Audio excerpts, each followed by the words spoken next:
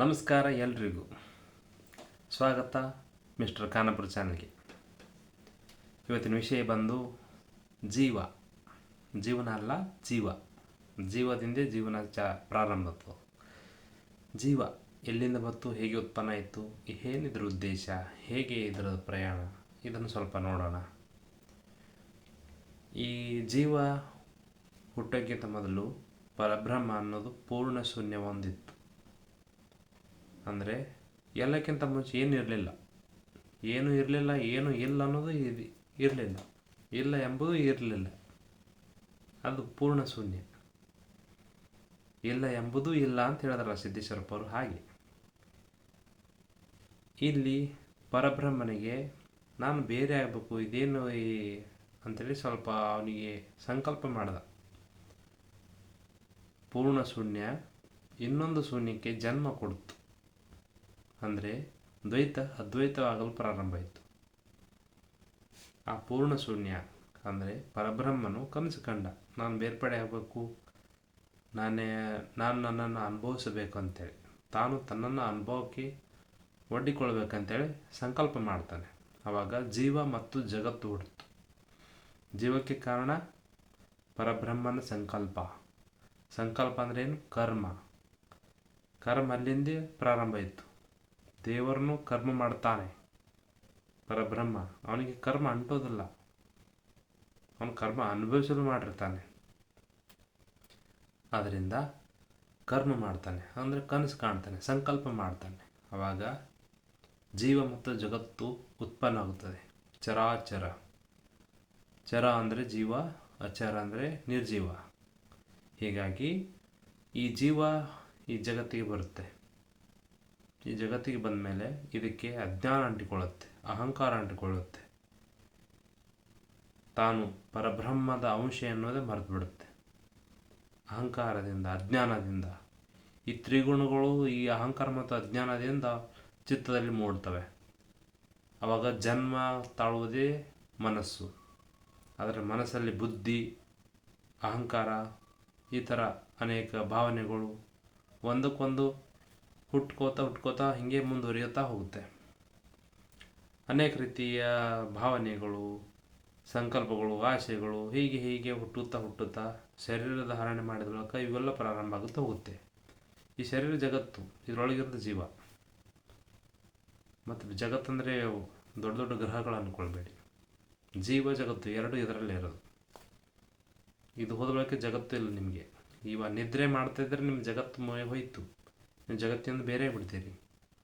ಎತ್ತರ ಆದಾಗ ಈ ಜಗತ್ತಿಗೆ ಬರ್ತೀರಿ ನೀವು, ಈ ಶರೀರಕ್ಕೆ. ಇದೇ ಜಗತ್ತು, ಇದರಲ್ಲಿರೋದೇ ಜೀವ. ಇದನ್ನು ನೆನಪಿನಲ್ಲಿ ಇಡಬೇಕು ನಾವು.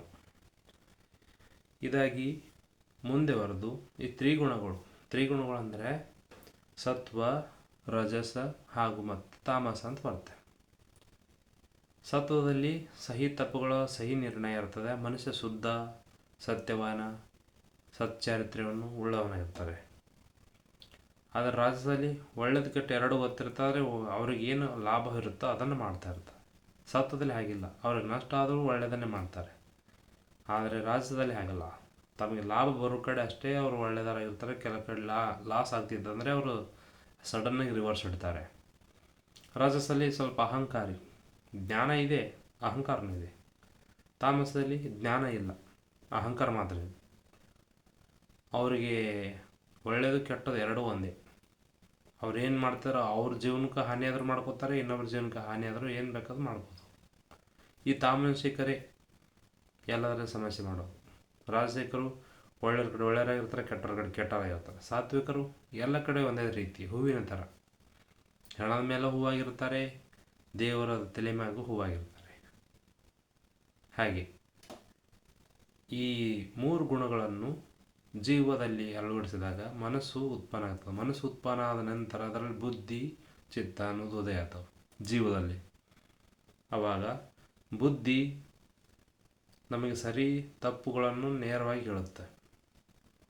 ಆದರೆ ನಮಗೆ ಜೀವದಲ್ಲಿ ಯಾವ ಗುಣ ಪ್ರಬಲವಾಗಿರುತ್ತೋ ಅದೇ ನಾವು ಸ್ವೀಕಾರ ಮಾಡ್ತೀವಿ. ಸತ್ವದಲ್ಲಿದ್ದರೆ ಸರಿಯಾದದ್ದು, ತಾಮಸದಲ್ಲಿದ್ದರೆ ತಪ್ಪಾಗಿರೋದು, ರಾಸದಲ್ಲಿದ್ದರೆ ನಮಗೆ ಲಾಭಕ್ಕೆ ಅನುಕೂಲವಾಗಿ ನಾವು ಮಾಡ್ತೀವಿ. ಹಾಗೆಯೇ ಈ ಮೂರು ಗುಣಗಳನ್ನು ಮೀರಲು ಏನು ಮಾಡಬೇಕು ಅಂತಾರೆ ಅಂದರೆ ಇವೇ ಆಧ್ಯಾತ್ಮಿಕ ಸಾಧನಗಳು ಬರ್ತವೆ. ಯೋಗಗಳು, ಯೋಗದಲ್ಲಿ ಮುಖ್ಯವಾಗಿ ನಾಲ್ಕೇ ಇರೋದು: ಕರ್ಮಯೋಗ, ಭಕ್ತಿಯೋಗ, ರಾಜಯೋಗ, ಜ್ಞಾನಯೋಗ. ಕರ್ಮಯೋಗ ಅಂದರೆ ಶರೀರದಿಂದ ಮಾಡೋದು, ಮನಸ್ಸಿನ ವಿಚಾರದಿಂದ ಮಾಡೋದು, ಮನಸ್ಸಿನ ಭಾವನೆಯಿಂದ ಮಾಡೋದು ಕರ್ಮಗಳು. ಹೌದು, ವಿಚಾರ ಮಾಡೋದ್ರಿಂದ ಕರ್ಮ ಉಂಟಾಗುತ್ತದೆ. ಭಕ್ತಿ ಹೃದಯದಿಂದ ಮಾಡೋದು, ಶುದ್ಧ ಭಾವನೆಗಳು, ಪವಿತ್ರ ಭಾವನೆಗಳಿಂದ ಭಕ್ತಿ ಮಾಡೋದು. ಅದೇ ಜ್ಞಾನಯೋಗ ಬುದ್ಧಿಯಿಂದ ಮಾಡೋದು, ವಿಚಾರ ಭಾವನೆಗಳು ಎಲ್ಲದರಲ್ಲಿ. ಅಂದರೆ ಪ್ರತಿಯೊಂದು ಯೋಗವೂ ನಿಮ್ಮ ಪೂರ್ಣ ಶುದ್ಧ ಮಾಡುತ್ತೆ. ಯಾಕಂದರೆ ಕರ್ಮಯೋಗ ಒಂದೇ ಶರೀರ ಒಂದೇ ಶುದ್ಧ ಮಾಡಲ್ಲ, ನಿಮ್ಮ ಬುದ್ಧಿ, ಚಿತ್ತ, ಅಹಂಕಾರ, ಮನಸ್ಸು, ಹೃದಯ ಎಲ್ಲ ಶುದ್ಧ ಮಾಡುತ್ತೆ. ನೀವು ಭಕ್ತಿ ಯೋಗ ಮಾಡಿದ್ರೂ ಎಲ್ಲವೂ ಶುದ್ಧ ಆಗುತ್ತೆ. ನೀವು ಜ್ಞಾನಯೋಗ ಮಾಡಿದ್ರೂ ಎಲ್ಲ ಶುದ್ಧ ಆಗುತ್ತೆ, ರಾಜಯೋಗ ಮಾಡಿದ್ರೂ ಎಲ್ಲ ಶುದ್ಧ ಆಗುತ್ತೆ. ಆದರೆ 4 ಯೋಗ ಮಾಡೋವನು ಪೂರ್ಣ ಯೋಗಿ ಅನ್ನಿಸ್ಕೊಳ್ತಾನೆ. ನೀವು ಮುಂದೆ ಒಂದು ಭಕ್ತಿಯಿಂದ ಹಿಡಿದು ಹೋದರೆ ನೀವು ರಾಜಯೋಗದ ತಾನೇ ಎಲ್ಲಕ್ಕರ ಮುಖಾಂತರ ನೀವು ಮೇಲೆ ಹೋಗ್ತೀರ, ಬೈಪಾಸ್ ಹೋಗಂಗಿಲ್ಲ. ಎಲ್ಲ ಯೋಗಗಳು ಒಂದಕ್ಕೊಂದು ಲಿಂಕ್ ಇದ್ದಾವೆ. ನೀವು ಜ್ಞಾನ ಯೋಗ ಮಾಡಿದ್ರೆ ಭಕ್ತಿ ಬಿಡೋಕ್ಕಾಗಲ್ಲ, ಭಕ್ತಿ ಮಾಡಿದ್ರೆ ಜ್ಞಾನ ಬಿಡೋಕ್ಕಾಗಲ್ಲ. ಈ ಜ್ಞಾನ ಭಕ್ತಿ ಬಿಟ್ಟು ನೀವು ಇನ್ನೆರಡು ಕರ್ಮ ಬಿಡೋಕ್ಕಾಗಲ್ಲ. ಕರ್ಮ ಭಕ್ತಿ ಜ್ಞಾನ ಮಾಡಿ ನೀವು ರಾಜಯೋಗ ಬೇಡ ಅಂತಂದು ಬಿಡೋಕ್ಕಾಗಲ್ಲ. ಇವು ಒಟ್ಟರು ಒಂದಕ್ಕೊಂದು ಲಿಂಕ್ ಇದ್ದಾವೆ. ಹೇಗೆ ರುದ್ರಾಕ್ಷಿ ಮಣಿ ಇವೆಲ್ಲ ಎಣಿಸೋದು ಹೇಗೆ ಒಂದಕ್ಕೊಂದು ಒಂದು ಸರಸರ ಒಂದು ಬರುತ್ತಲ್ಲ, ಹಾಗೆ ನೀವು ಭಕ್ತಿ ಸರಸರಿ ಜ್ಞಾನ ಬರುತ್ತೆ, ಜ್ಞಾನ ಸರಸರಿ ರಾಜಯೋಗ ಬರುತ್ತೆ, ರಾಜ ಸರಸರಿ ಕರ್ಮಯೋಗ ಬರುತ್ತೆ. ಹೀಗೆ ಇದು ಸರ್ಕಲ್ ಇದು. ಹೀಗಾಗಿ ಈ ಯೋಗದಿಂದ ನಾವು ಈ ಮನಸ್ಸು, ಬುದ್ಧಿ, ಅಹಂಕಾರಗಳ ಚಿತ್ತಗಳನ್ನು ದಾಟಬಹುದು. ಇದೇ ಯೋಗ ಮುಖಾಂತರ. ಇದಕ್ಕೆ ಸರಳವಾಗಿ ನೇರ ಮಾರ್ಗ ಅಂದರೆ ಧ್ಯಾನ ಮಾರ್ಗ. ಧ್ಯಾನದಲ್ಲಿ ನೇರವಾಗಿ ದಾಟಬಹುದು ಈಗಿನ ಸ್ಥಿತಿಯಲ್ಲಿ. ಹಿಂದಿನ ಜನರಿಗೆ ಅರ್ಥ ಆಗ್ತಿರ್ಲಿಲ್ಲ ಧ್ಯಾನ ಅಂದರೆ. ಈಗ ಭಾಳ ಸರಳ ಧ್ಯಾನ. ಯಾಕಂದರೆ ಈಗಿನ ಜನ ಬುದ್ಧಿವಂತರಾಗಿದ್ದಾರೆ, ಟೆಕ್ನಿಕಲ್ಲಾಗಿ ಅರ್ಥ ಮಾಡ್ಕೋತಾರೆ ಏನು ಯೋಗ ಅಂದರೆ ಏನು ಅಂತೇಳಿ. ಹಿಂದಿನ ಜನರಿಗೆ ಅಷ್ಟು ಅರ್ಥ ಆಗ್ತಾ ಇರಲಿಲ್ಲ. ಮನಸ್ಸು ಅಂದರೆ ಏನಪ್ಪ, ಮನಸ್ಸು ಅಂದ್ರೆ ಗೊತ್ತಿಲ್ಲ ಅವರಿಗೆ. ವಿಚಾರ ಬರ್ತಿದೆ, ವಿಚಾರ ಅದು ಹೆಂಗೆ ಬರುತ್ತೆ ಅವ್ರಿಗೆ ಗೊತ್ತಿರುತ್ತೆ, ಆದರೆ ಅಷ್ಟು ಅರಿವಿರಲ್ಲ. ಈಗ ಎಲ್ಲರಿಗೂ ಅರಿವಿದೆ. ವಿಚಾರ ತಲೆಯಲ್ಲಿ ಏನು ನೋಡ್ತಾ ಇದ್ದಾವೆ, ಈಗ ಯಾವ್ಯಾವ ವಿಚಾರ ನಮ್ಮ ಕನಸು, ರಾತ್ರಿಗೆ ಬಿದ್ದರೂ ಕನಸು ಅದು ನಮ್ಗೆ ಜ್ಞಾಪಕ ಇರ್ತವೆ. ಅಂದರೆ ನಾವು ಈಗ ಲಾಜಿಕಲ್ ಆಗಿದ್ದೀವಿ ಎಲ್ಲರೂ. ಅದಕ್ಕಾಗಿ ನಾವು ಈ ಥರ ಈ ಧ್ಯಾನ ಯೋಗ ಏನಿದೆಯಲ್ಲ ಅದನ್ನು ಮಾಡಬಹುದು ಈಗಿನ ಟೈಮ್ದಲ್ಲಿ. 2026 ಈಗಿನ 21ನೇ ಶತಮಾನ ಧ್ಯಾನ ಯೋಗಕ್ಕೆ ಭಾಳ ಪ್ರಾಮುಖ್ಯತೆ ಇದೆ. ನೀವು ಸುತ್ತಿ ಬರೋಕ್ಕಿಂತ ನೇರವಾಗಿ ಹೋಗ್ಬೋದು. ಹಿಂದಕ್ಕೆ ಅಂತಿದ್ರೆ ಇದನ್ನೇ 1000 ವರ್ಷ ಹಿಂದೆ ಭಕ್ತಿ ಯೋಗ ರಾಜಮಾರ್ಗ ಅಂತ, ಈಗ ಧ್ಯಾನ ಯೋಗ ರಾಜಮಾರ್ಗ ಇದೆ. ಅದಕ್ಕೆ ಇಷ್ಟು ಹೇಳ್ತಾ, ಈ ಜೀವ ಏನು ಉತ್ಪನ್ನ ಇತ್ತು ಪರಬ್ರಹ್ಮ. ನಾವೆಲ್ಲ ಪರಬ್ರಹ್ಮನ ಸ್ವರೂಪವೇ, ನಾವೆಲ್ಲ ಭಗವಂತರ ರೂಪವೇ, ಅಂಶವೇ. ಆದರೆ ಅದು ಕರ್ಮ ಅಂಟುಕೊಂಡಿದ್ದರಿಂದ, ಕರ್ಮ ನಮಗೆ ಅಂಟ್ಕೊಂಡಿಲ್ಲ, ಆದರೆ ಆ ಜೀವ ಭಾವಿಸಿದೆ ಹಾಗೆ ನಾನು ಬೇರೆ, ಪರಬ್ರಹ್ಮ ಪರಮಾತ್ಮ ಬೇರೆ ಅಂತೇಳಿ. ಯಾಕೆ ಆಯಿತು? ಈ ಅಜ್ಞಾನದಿಂದ ಆಗಿತ್ತು. ಅಜ್ಞಾನ ಇಲ್ಲಿಂದ ಬಂತು, ಈ ಪರಬ್ರಹ್ಮನ ಸಂಕಲ್ಪದಿಂದಲೇ ಬಂದಿರೋದು. ನಾವು ನಮ್ಮ ಸಂಕಲ್ಪ ಮಾಡೀವಿ, ನಾವು ಅಜ್ಞಾನಿಗೆ ಚೆನ್ನಾಗಿರ್ತೀವಿ ಅಂತೇಳಿ. ಈಗ ನಾವು ಜ್ಞಾನಿಯಾಗಿನೂ ಚೆನ್ನಾಗಿರ್ಬೋದು.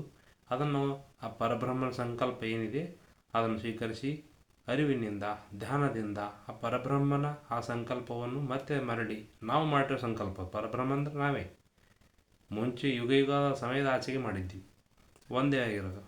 ಈಗ ನಾವು ಒಂದೇ ಇದ್ವಿ, ಆದರೆ ನಮಗೆ ಬೇರೆ ಅಂತ ಭ್ರಮತೆ ಆಗ್ತಿದ್ವಿ. ಜೀವ ಜಗತ್ತನ್ನು ಮಾಯದಲ್ಲಿ ಸಿಕ್ಕಿದ್ವಿ.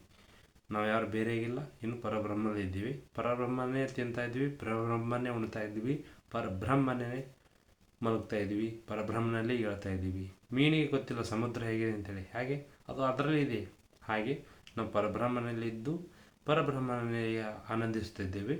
ಆದರೆ ನಮಗೆ ಅರಿವಿಲ್ಲ ಅಷ್ಟೇ. ಅರಿವಿಗೆ ತರುವುದೇ ಈ ಧ್ಯಾನ ಮಾರ್ಗ. ಇಷ್ಟು ಹೇಳ್ತಾ ಈ ಜೀವದ ಕಾನ್ಸೆಪ್ಟು ಇಲ್ಲಿ ಮುಗಿಸೋಣ. 2ನೇ ಭಾಗದಲ್ಲಿ ಮತ್ತೆ ಭೇಟಿಯಾಗೋಣ. ನಮಸ್ಕಾರ.